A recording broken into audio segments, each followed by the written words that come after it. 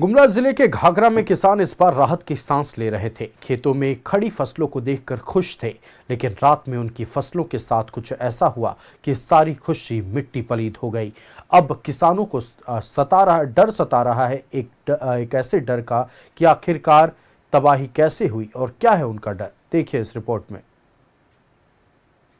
झारखंड में मौसम का बदला रुख किसानों की कमर तोड़ने के लिए काफी साबित हुआ है।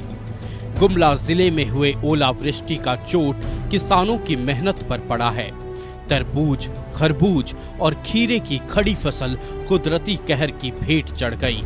पिछले शाम जो फसल किसानों की उम्मीद बनी हुई थी, वो अगली सुबह उनके मायूसी का सबब बन गया।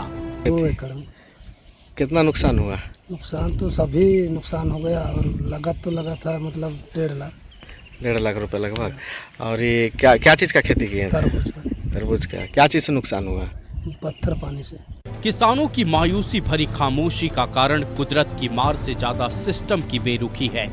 17 एकड़ में उगी ये फसल मेहनत के साथ साथ कर्ज की मिट्टी पर उगी थी, लेकिन ओलावृष्टि की सफेद चादर ने इस फसल पर कफन का काम किया है।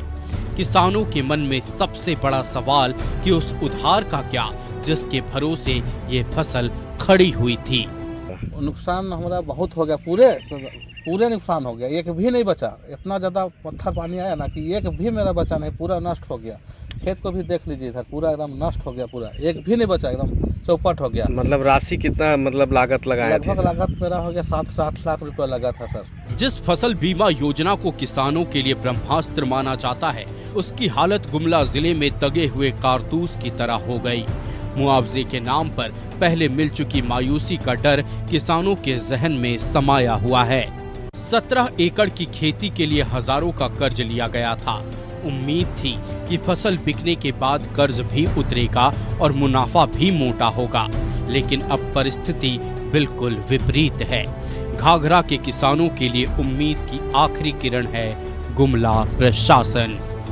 न्यूज़ 11 भारत के लिए गुमला से संवाददाता पंकज की रिपोर्ट।